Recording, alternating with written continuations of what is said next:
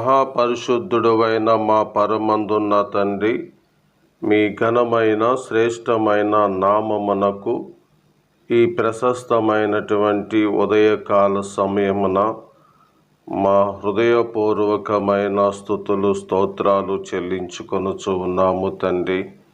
మీ కుమారుని నందు మమ్మలను ఏర్పరచుకున్న మీ యొక్క ఏర్పాటును బట్టి నీకు స్తోత్రాలు. ఈ దినము మాకిచ్చినందులకు నిన్ను స్తుతిస్తున్నాం.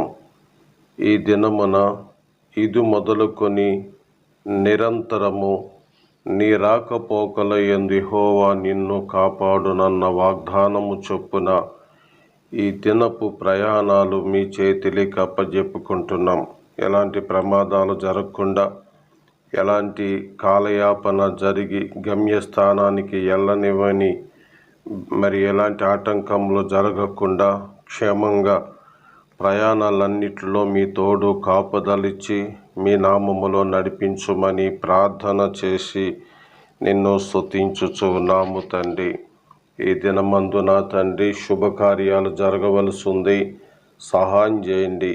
ఈ దినమందు ఆధ్యాత్మికమైన జన్మదినాన్ని జరిగించుకుంటున్న విశ్వాసులను బలపరిచి వారు విశ్వాసమందు బలము పొందుకునే భాగ్యము దయచేయమని ప్రార్థించి స్తుతించి నిన్ను ఘనపరుస్తూ ఉన్నాం.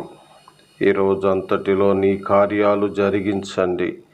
ఈ దినమందు ప్రియమైన విద్యార్థులు వారి వారి క్లాసులకు హాజరవుతుంటుండగా మేలు కనపరచుమని ప్రార్థిస్తూ జ్ఞాపక శక్తి, జ్ఞానము, మంచి ర్యాంకులు, మంచి భవిష్యత్తుని నీ ప్రియ బిడ్డలకు అనుగ్రహించుమని ప్రార్థిస్తున్నాము.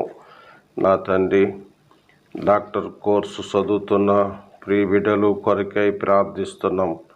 నర్సు ట్రైనింగ్లో ఉన్నటువంటి ప్రియ బిడ్డల కొరకై ప్రార్థిస్తున్నాం. నాయన, ఆయా ఎంట్రీలకు, ఆయా స్థలాలకు, ఆయా ట్రైనింగ్ రీతిగా వెళ్తుంటుండగా నీ మేలు కనపరచండి.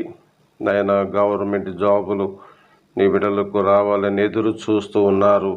మేలు చేయమని ప్రార్థన చేస్తూ ఉన్నాము తండ్రి. ఈ దినమందు నా ప్రభువ, కుటుంబాలలో ఎప్పటి నుండి వడ్డీ సమస్యలతో, రుణాలతో ఉన్నారు. రుణ సమస్యల నుండి విడుదల కలిగించండి. మీ కార్యాన్ని జరిగించండి. అలాగే ఈ దినమందు నా తండ్రి నీ బిడ్డలకు ఎప్పటి నుండో జరగని కార్యాలు ఇప్పుడే జరుగుటకు మేలు అనుగ్రహించుమని ప్రార్థన చేస్తూ ఉన్నాం.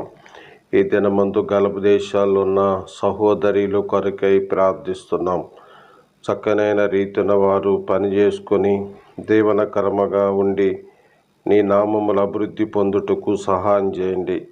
నాయన, కొత్తగా వెళ్ళి ఉన్నవారికి భాస్వస్థానికి, పనిలో నీ కృప అనుగ్రహించబడటానికి మీ సహాయము, కృప అనుగ్రహించుమని ప్రార్థిస్తూ ఉన్నాం.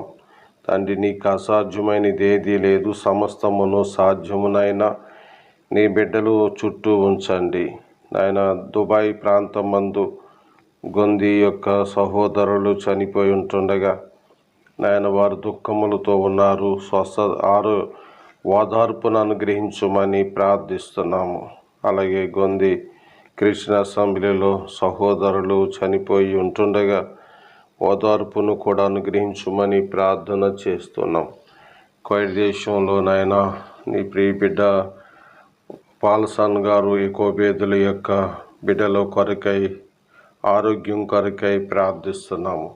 సంపూర్ణమైన స్వస్థత, ఆరోగ్యాన్ని దయచేయమని ప్రార్థిస్తున్నాం. అలాగే కేశునిపల్లిలో ఉన్న రమేష్ గారు కొరకు, వారి అమ్మగారు చేతమ్మ గారు కొరకు, నాయన వారి యొక్క కుమార్తెల అల్లుళ్ళు కొరకై మీ పాదాల చెంతన పెట్టి ప్రార్థిస్తున్నాము. సంపూర్ణమైన ఆరోగ్యము, కృపను దయచేయండి. విరగవారంలో నాయన పిల్లివారిపేటలో ఉన్నటువంటి నాయన రామారావు గారు ఆరోగ్యం కొరకై ప్రార్థిస్తున్నాం. నాయన శంకర్ కొరకై, తన యొక్క హేమంత్ కొరకు మాటలు రావటం కొరకై ఆ పసికందు మీద మీ హస్తబలం ఉంచి ఆదరించమని ప్రార్థన చేసి స్తుతించుచు ఉన్నాము తండ్రి. మార్తమ్మ గారి యొక్క అల్లుడు గారు కొరకై ప్రార్థిస్తున్నాము. నాయన, పారాలసిస్ స్ట్రోక్ నుండి త్వరగా కోలుకొనుటకు, అలాగే పెట్రోల్ బంకులో సహోదరులు పనిచేయుచుంటుండగా కుటుంబ పోషణము జరుగుట కొరకై మీ పాదాల దగ్గర పెడుతూ ఉన్నాము తండ్రి. నా తండ్రి, ఈ దినమందు నీ పాదాల చెంతన మీ వాక్యము నేర్చుకొనుటకై ఆశపడుతున్నాము. మీ వాక్యము మాకు అనుగ్రహించి, మాకు కావలసిన ఆధ్యాత్మిక బలం అనుగ్రహించి దీవించమని ప్రభువును రక్షకుడైన యేసుక్రీస్తు ఘననామములో ఈ ప్రార్థన అడుగుచున్నాము మా పరలోకపు తండ్రి. ఆమెన్. ప్రభునందు ప్రియులారా, ప్రభు పేరట మీకు నా శుభవందనాలు తెలియజేస్తూ ఉన్నానండి. దేవుడు మనలను ప్రేమించి ఆదివారం తర్వాత సోమవారపు దినాన్ని మనకి ఇచ్చినాడు. అందులోకి ఆయనకి స్తోత్రము కలుగునుగాక. హెబ్రీ పత్రిక 2వ అధ్యాయంలోనే మాటలను మనం ధ్యానించుకుంటూ వస్తున్నామండి.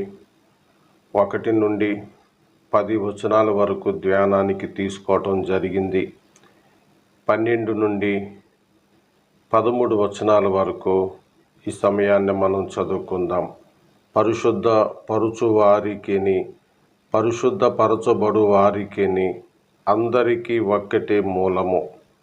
ఈ హేతువ చేతను వారిని సహోదరులని పిలుచుటకు ఆయన సిగ్గుపడక, నీ నామమును నా సహోదరులకు ప్రచురపరుతును, సమాజము మధ్య నీ కీర్తిని గానము చేతును అనెను. మరియు నేను ఆయనను నమ్ముకొని యుందును అనియు, ఇదిగో నేనును దేవుడు నాకిచ్చిన పిల్లలను అనియు చెప్పుచున్నాడు. చదవబడిన లేఖనములను బట్టి ప్రభువుకి మహిమ కలుగును గాక. మనము 2వ అధ్యాయం 1 వచనాలలో నుండి విశ్వాసులకు హెచ్చరిక, దేవదూతల కంటే సంపూర్ణుడైనటువంటి యేసుక్రీస్తు అని చెప్పడం జరిగింది. 11 నుండి 13 వచనాలలో ఒక శ్రేష్టమైన సత్యాన్ని అపోస్తలుడైన పౌలు ఆనాడు హెబ్రీ విశ్వాసులకు తెలియజేస్తూ ఉన్నాడు. పరిశుద్ధపరచువారికిని పరిశుద్ధపరచబడు వారికిని అందరికీ ఒకటే మూలము అన్నారు. అనగా ఒకటేసి కింద ఒక్కడే అన్నారు. అట్లయితే పరిశుద్ధపరచువారెవరు అనగా సువార్తికులు. ఈ సువార్త చేతబట్టుకుని వారు సువార్త చెప్పినప్పుడు వారు పరిశుద్ధపరచబడుతున్నారు. ఈరోజు ఈ మాటలలో సువార్త ఉంది కదా, ఈ సువార్తను బట్టి మీరు కూడా పరిశుద్ధపరచబడుతున్నారు. అనగా దైవ సేవకులు పాపులైన జనాంగాన్ని పరిశుద్ధతలోనికి నడిపించేవారుగా కనబడుతున్నారు. కాబట్టి పాపులైన వారు పరిశుద్ధపరచబడుతున్నారు. ఎవరైతే పరిశుద్ధులుగా మార్చబడినారో వారినే ప్రభు నా సహోదరులని పిలుస్తున్నాడు. నా సహోదరులని పిలుస్తూ ఉన్నారు. అలా పిలుచుటకు ఆయన సిగ్గుపడటం లేదు. కాబట్టి పరిశుద్ధపరచువారుకిని పరిశుద్ధపరచుబడు వారికిని ఒకటే మూలము అంటే లూకాసు వార్త 24:46లో క్రీస్తు శ్రమపడి 3వ దినమున మృతుల్లో నుండి లేచుననియు యెరూషలేము మొదలుకొని సమస్త జనులలో, ఆ మాట పట్టుకోండి, సమస్త జనులు అనగా పాపులు ఉన్నారు, ఆయన పేరట మారు మనసు పాపక్షమాపణ ప్రకటింపబడినని వ్రాయబడి ఉన్నది. నిజమే. ఈ సమస్త జనులు కొరకై హెబ్రీ పత్రిక 12వ అధ్యాయంలో 13వ అధ్యాయంలో గవిని వెలుపున ఆయన స్వరక్తము చేత ప్రజలను పరిశుద్ధపరచుటకై శ్రమ పొందినని 13-12 వచనములో చెప్పబడి ఉంది. ఈ మాటలకు అర్థం ఏమిటి? యేసు ప్రభు సమస్త జనులను పరిశుద్ధపరచువాడు. ఆయన సువార్తను చెప్పి సేవకులు పాపులను మార్చి పరిశుద్ధతలోనికి నడిపించువారుగా ఉన్నారు.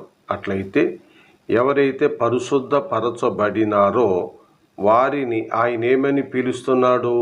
సహోదరులని పిలుచుటకు ఆయన సిగ్గుపడటం లేదని దేవుని వాక్యములో మనం చూస్తున్నాము. అవును, ఆయన సహోదరులని పిలుచుటకు సిగ్గుపడటం లేదు. అట్లయితే నీవెలా ఉన్నావు? ఈ ఉదయకాలమున ఈ వాక్యం వింటున్న నీవు అపోస్తలుడైన పౌలు అంటున్నాడు, 1 తిమోతి 1 అధ్యాయము 12వ వచనములో, ఆ హేతువ చేత ఈ శ్రమలు అనుభవించుచున్నాను గాని నేను నమ్మిన వానిని ఎరుగుదును గనుక సిగ్గుపడను.